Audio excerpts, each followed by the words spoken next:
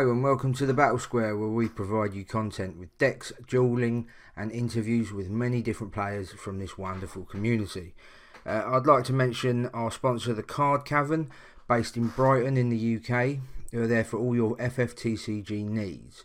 The link to the website will be in the description below. Today's video is about the Opus VI pre-release kits, events and sealed format. We had sealed format with Opus V also, but with Opus VI it seemed a lot more fun.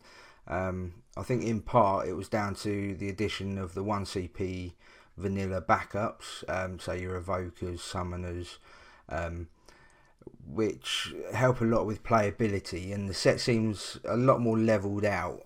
There doesn't seem to be any majorly advantageous cards that if you pull them it's like an instant win. A little information for anyone that doesn't know about this format: mostly all the same rules apply, but when it comes to playing backups you are able to play them out with any colour CP. So for example, you can play a 2CP Earth backup out with a lightning element card, so straight out off the bat, but forwards, summons, monsters have to be played using at least 1 CP of the correct element. Abilities have to be paid using the element stated on the card. A few of you, well, most of you already know that, but so any new listeners, that's what the rules for the format. So anyway, the video that's been playing in the background is me opening a pre-release kit. People will open them and sort them in their own way, but I like to separate them into elements first. I think it gives you a better idea of the elements you'll be playing. So like, you know, after sorting the elements, you've got a larger amount of water cards, fire cards, so on. Ideally in this format you want as few elements as possible, so as to make sure you've always got the right elements to play forwards, summons, monsters and abilities. Now some disagree with me, but I feel that there is also a lot of luck involved with this and formats like it. Yes, deck building skill is useful, but if you don't pull some good cards then that at least synergize in part, then you're going to struggle. Now I'm not the best deck builder in the world. I've had a little success with a couple of my own brews, but I'm in no way like your Mr. Cools and Joshua Freeman Birch, Toby Henriott, or even the Battle Square's own Kevin Whaley, who I think he comes up with some really spicy lists that work well in the areas that he plays. Anyway, a little bit off topic, but you'll notice the video cut there as originally I only had time to film the opening. Then I made another video with me building the deck. As you can see, I separated them into elements. Then I start separating them into forwards, backups, monsters and summons.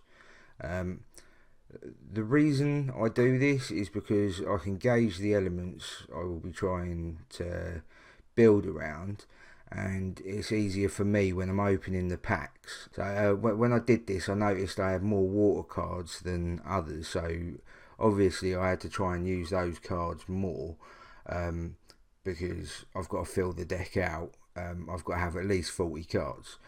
And originally I was going to record the audio whilst opening the kit and building the deck, but my children decided I couldn't do that, so that's why there's some finger pointing and throughout the video, because I'm trying to talk about what I'm doing at the same time, but now I've had to redo it. But yeah, right, so after I've separated them into their types, I start trying to find some kind of synergy. I separate them into element again whilst they're in their types, and from here it's a lot of reading and counting. I think some of the key things about building a sealed deck is knowing what the cards do and seeing if they work well with anything else. It's the same as building any deck, but especially at the beginning of a set, you're not going to know all the cards. You're not going to know all of the abilities, so it's just a case of going through them, making sure you know what you've got, and just keep on double checking. I may have had more water cards, but altogether they weren't all that useful with other cards. Really, they're going to be there as bodies on the field, or so. I was trying to find other cards that work well with all of them together. I've got Renoa, Legend Renoa, so great. But what can I use her with? Really, the best card to use her with is probably Nidhogg. He has a sick enter the field ability, where when Nidhogg enters the field, your opponent randomly removes one card in his or her hand from the game. When Nidhogg enters the field, choose one forward opponent controls, remove it from the game. Now, if I can get 2 uses out of that, sick. I'm doing really well. Also notice I've got some synergy between category 8 cards. So I've got Kyros and Ward. I've got Ultimacia, I've got Renoa, I've got Sifa. So there's quite a lot of category 8 there. Unfortunately, I didn't draw Hugh Yerg, I think his name is, which would have made the Kyros Ward synergy just brilliant. But yeah, I didn't pull it. But I can't remember. I think it's Ryujin, the backup that gives Sifa haste. I had that in there, so thought a haste card. It's pretty damn good, especially in this format. But I also had all those monsters. I didn't have all that many forwards, so I've got to utilise the monsters, especially the ones that can turn into forwards. It's also important to check your summons. I was relatively lucky with my summons. I pretty much had one for each element, and good ones at that. I'll talk more about them later though. I'm going to go into detail for a few of the cards that I quite liked.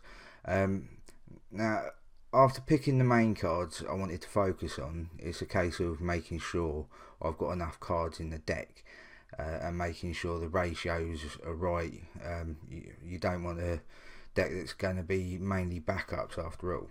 So I've skipped ahead a little, and as you can see, I've laid all the backups I want to use in their elements. I had way too many, so I had to thin them out. I think I had 23, so that's way too many. So the question is how to decide what ones you want. Well, first off, make sure that you've got the main ones for the elements that you're using, and secondly, make sure you've got the ones you want for their abilities. I'll go into detail a bit more about certain abilities later on. Also, a good rule of thumb is to have at least 3 backups for each element, just to make costing a bit easier. There is a little bit of leeway. You can have 3, 4, 2, 3, 4, whatever suits the deck better. But it's quite a useful thing to remember. Also, ratios wise, in a normal 50 card deck, the general consensus is 16 to 18 backups, 22 to 24 forwards, and no more than 8 summons or monsters. Obviously it depends on the sort of deck you're running, but again, it's a useful rule to go by. So with the sealed format, ideally you want similar ratios if you can. I've gone for 18 backups, 18 forwards, mainly as I didn't have any more, 7 monsters and 4 summons. So now I'm going to go through some of the cards that I specifically liked, and the reason why they're in there and what they synergise with. You've got a one of Raptor.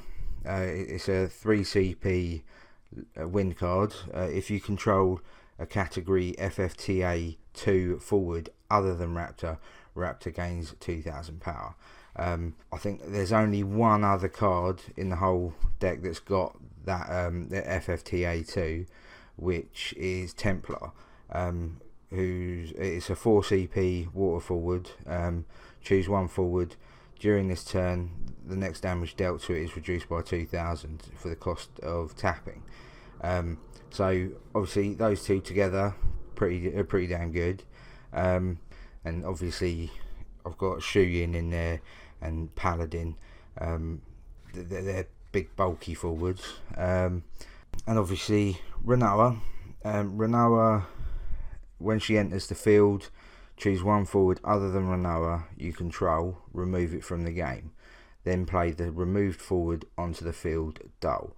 Like I said earlier, that's brilliant with Nidhogg. If I can get Nidhogg on the field and then play Renoa, I can effectively use Nidhogg's ability twice for a hell of a lot less CP than it would normally go for.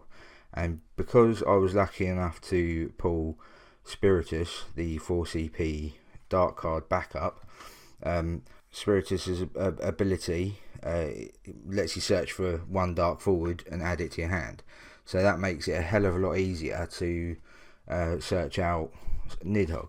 Renoa, also synergises with Kyros. So does Ward, Ultimacia. Kyros in this set is really good. Ward and Kyros and Hugh Yerg, they work really well together. Kyros' ability, when he enters the field, choose one forward you control other than Kyros. It gains 2,000 power until the end of the turn. If it is a category 8 forward, it also gains haste, first strike and brave. So having a few category 8 helps a hell of a lot. So you effectively you can get 2 8 forwards with haste with Sifa and Kyros. Also other cards that I quite liked and I know work well in the format, Alcid, he's also a category FFTA 2. When he enters the field, choose 2 forwards opponent controls, dull them. Works brilliantly. The reason I added in the Adia because of Sifa, and it just helps to filter the deck. You search in your deck, you filter in the deck, and you're getting more cards for the costing. There's a couple of other cards. The win cards. I only had one win forward that was useful anyway. And the reason why I've got the 3 wind backups is mainly one of them, Sid Hayes, for the EX, so I can search for one job standard unit forward. Sid 2, search for one backup of cost 1 and add it to your hand, so I can search out for the evokers and summoners and that. And one of the other cards that I especially like, Amina. When Amina enters the field, choose one forward opponent controls, freeze it for the cost of 2 ice and 2 CP of any colour and dulling. Put Amina into the break zone, choose one dull forward, break it. I know for a fact it worked really well because I used it in a couple of other pre-releases. And finally, the last card that sort of in backup wise, I made sure that was in there was Thordan. He's an EX burst as well, 5 CP backup, which allows you to search for one card and add it to your hand. So that's anything, absolutely anything. Also, when he leaves the field and goes into the break zone, you get to draw one card, but the likelihood of that happening is pretty slim. So yeah, that's sort of like the way that I went around building it. I feel that this format worked really well with this set. I know quite a few other people are really happy with it as well. I'm hoping that there's going to be more events that use a sealed format. The two pre-releases that I went to Chichester and Portsmouth. They were run really well. I know everyone had loads of fun. Better than Opus VI for sure. So hopefully this video has been useful, especially for the newer players. Don't forget to give us a like. Don't forget to like the video, and any feedback is welcome. Hopefully I'll see a few of you at some events coming up. I know Xburst is coming up and TCG Con. But yeah, cheers.